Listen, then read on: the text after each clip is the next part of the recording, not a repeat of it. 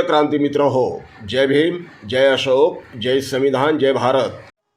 पोटासाठी नाचते मी परवा कुणाची, पोटासाठी नाचते मी परवा कुणाची.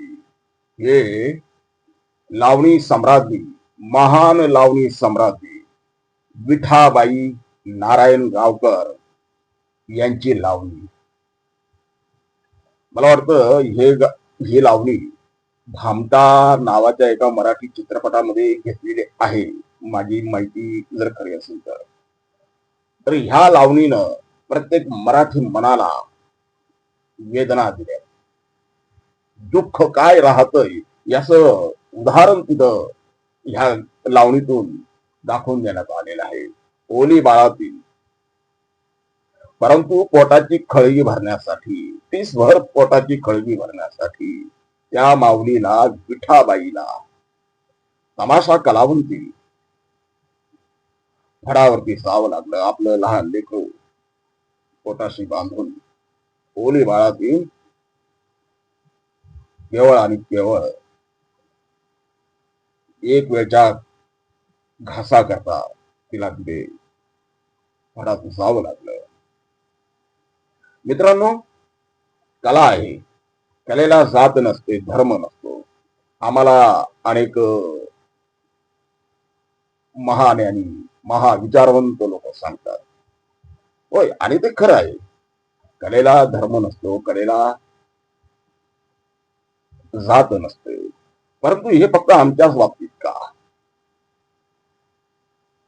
ज्या वेळेला लताबाई मंगेशकर सारखी गायिका, लताबाई मंगेशकर नावाची गायिका केवळ आणि केवळ जातीय धर्माच्या द्वेषातून ह्या जगातल्या सर्वात महान अशा महामानवाचे, या भारतीय संविधानाच्या निर्मात्याचे, शोषित पीडित वंचित समूहाच्या उद्धारकर्त्यांचे, भारताच्या शिल्पकाराचे, तमाम लोकशाहीवाद्यांच्या रक्तात पेटलेल्या महामानवाचे, मानवी स्वराज्याच्या महान संस्थापकाचे, विश्ववंदनीय विश्वरत्न डॉक्टर बाबासाहेब आंबेडकरांचे गाणे गात नाही, बाबासाहेबांच्या जीवनावरील गाणे गात नाही, तेव्हा मात्र हे प्रश्न उपस्थित करण्यात येत नाही.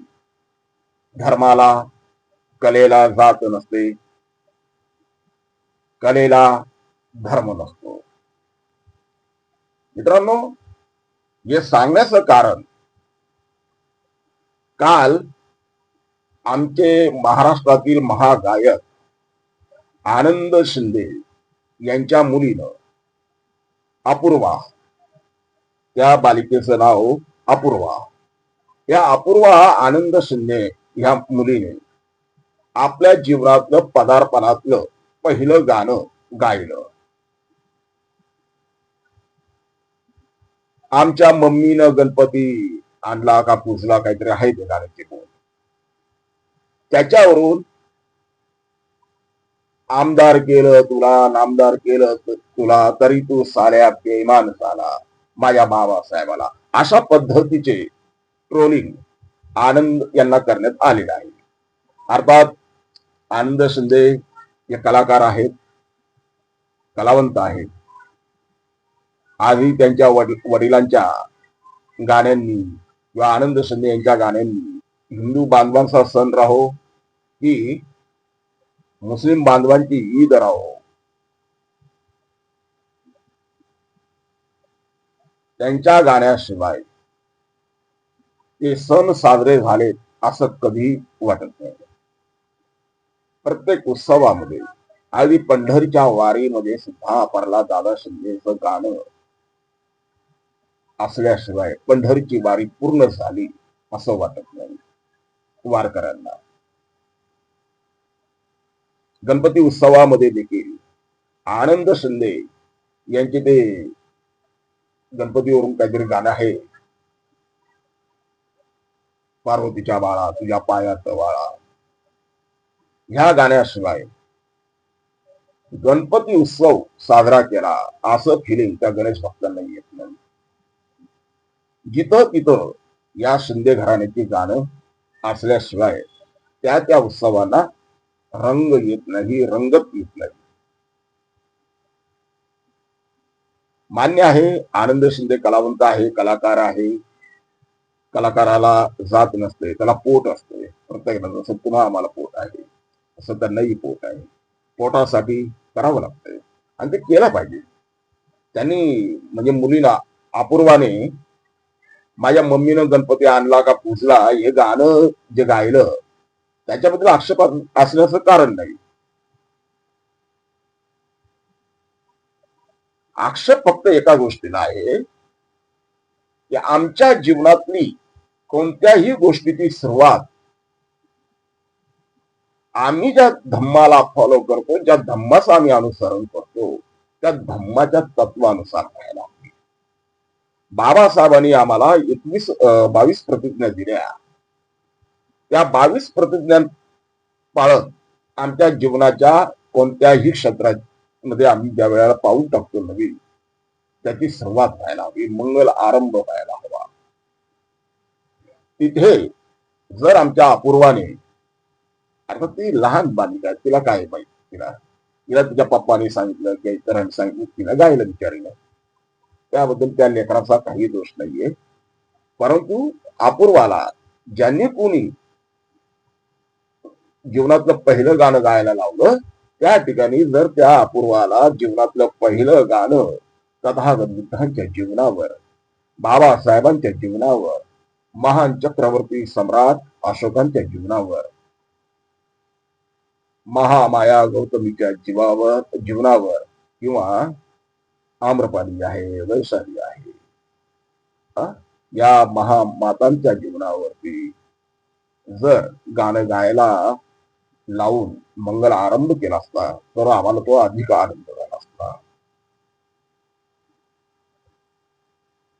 राहिला प्रश्न आनंद शिंदे यांच्या मुलीनं गायलेल्या गाण्याच्या संदर्भात, का गाऊ नये तिने, त्यांना पोट नाही. अहो, इतर जातीचे लोक जर आम्ही पैसे देऊन त्यांना बोलवतो, म्हणजे जसं अमोल मिटकरी आहे, अमोल मिटकरीचं आम्ही प्रवचन ऐकतो, आम्हाला अमोल मिटकरी बाबासाहेब सांगणार, आम्ही त्याला पैसे देणार.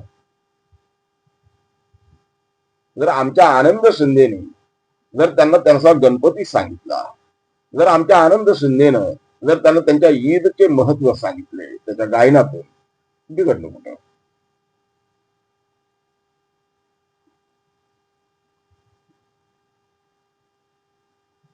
त्यामुळे आम्ही एकीकडे म्हणतो लताबाई मंगेशकरने बाबासाहेबांचं गाणं गायलं नाही, मग तिला आम्ही धर्मांधवादी म्हणतो, मग तिला आम्ही जातीवादी म्हणतो. आता मेलेल्या माणसाबद्दल मी काय बोलावं इथे.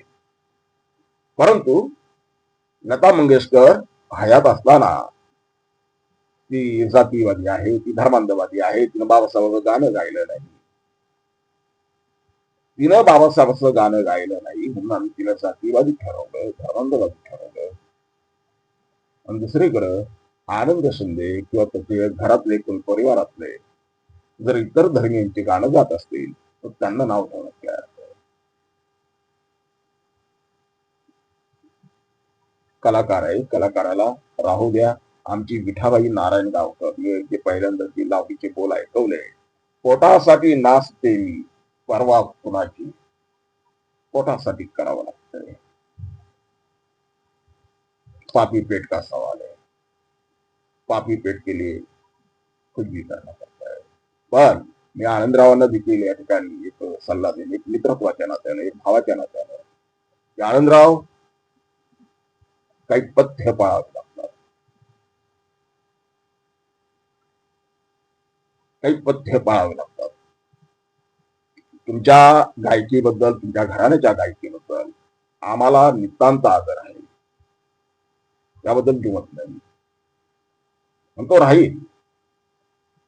कारण महाराष्ट्राचा आवाज जर कोणी असेल तर ते केवळ आणि केवळ शिंदे घराणं आहे. दुर्दैवानं शिंदे घराणं बौद्ध धर्मात, बौद्ध समाजात जन्माला आल्यामुळं त्यांना इथल्या मीडियानं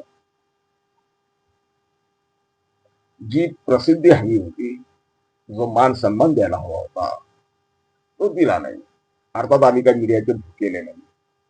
त्यांनी नाही दिलं म्हणून आमचं आम्हाला मिळणार नाही असं भाग नाही. आम्ही आमच्या कर्तृत्वानं ते मिळून दाखवतो. आमच्या मनगटावरती आम्हाला विश्वास आहे, आमच्या कलेवरती आम्हाला विश्वास आहे, आमच्या मेंदूवरती आम्हाला विश्वास आहे. आमच्या कलागुणांना वाव देण्यासाठी आम्ही सशक्त आहोत. परंतु सार्वजनिक जीवनामध्ये वावरताना भले तुम्ही इतर धर्मियांचा तिरस्कार करू नका. आम्ही म्हणत नाही तुम्हाला द्वेष करा, तिरस्कार करा किंवा त्यांची गाणे गाऊ नका. गायले पाहिजे. परंतु ते करत असताना मी अगोदर म्हटल्याप्रमाणे आपल्या जीवनाचा एका महत्वाच्या टप्प्याची ज्या वेळेला आपण सुरुवात करतो त्या वेळेला मात्र ते बौद्ध धर्माच्याच अनुषंगानं झालं पाहिजे, बौद्ध धर्माच्या तत्वानं झालं पाहिजे. सार्वजनिक जीवनामध्ये वावरताना आनंदराव काही गोष्टींचे पथ्य पाळलं पाहिजे. आपण ज्या धम्मात जन्माला आलो त्या धम्माचे तत्व अंगीकारली पाहिजे. आणि मगाशी म्हटल्याप्रमाणे अपूर्वाला जर जीवनातलं पहिलं गाणं बौद्ध धम्माशी निगडीत जर गायला लावलं असतं तर आनंदराव आम्हाला अधिक अभिमान वाटला असता. तुमच्या गायकीबद्दल, तुमच्या घराण्याबद्दल आम्हाला निश्चितच अभिमान आहे, गर्व आहे, त्याबद्दल वाद नाही. आमच्या कलाकारांची अवस्था फार बिकट आहे. प्रभाकर पोखरेकर दादा शेवटी वारले. प्रचंड त्यांची म्हणजे यातना त्यांना भोगाव्या लागल्या. त्यांना अक्षरशः हॉस्पिटलमध्ये जाण्यासाठी वेळेवर पैसे मिळत नव्हते. दवा गोळ्यांसाठी त्यांना शेवटच्या टप्प्यात देखील संघर्ष करावा लागला दवा पाण्यासाठी. शेवटी ते जग सोडून गेले. वैशाली शिंदे आमच्या कंठकोकिळा, गेला आम्ही कंठकोकिळा म्हणायचो, ती आमची वैशाली शिंदे, त्या देखील आम्हाला सोडून गेल्या. दुर्धर आजार, पैसा नाही, औषध पाण्यासाठी पैसा नाही. अनेक गायक आमचे उपेक्षित राहिले. त्यांना त्यांच्या कलेच्या बदल्यात त्यांना त्यांच्या कलेच्या हिशोबानं मिळालं नाही. वामनदादा करतात आमचे महागायक, महाकवी वामनदादा करतात. किती उदाहरणं द्यायची. त्यामुळे असा हा संघर्ष कोणाच्या वाट्याने येऊ नये त्यासाठी गायकाला कोणत्याही धर्माचे, जातीचे बंधन नसले पाहिजे. त्यांनी ते गावं, त्याची कला आहे ती सादर करावी. पुन्हा वारंवार एकच शब्द सांगतो, करताना मात्र आपण ज्या धर्माचे आहोत त्या धर्माला पहिलं प्राधान्य द्यावं. म्हणतो जय हिंद. क्रांती मित्र हो, भीम पॅंथर या आपल्या हक्काच्या यूट्यूब चॅनलला कृपया सबस्क्राईब करून आम्हाला विषमतावादी शक्तींच्या विरोधात लढण्यासाठी बळ द्या, शक्ती द्या, ऊर्जा द्या. कमेंट करा, लाईक करा, शेअर करा.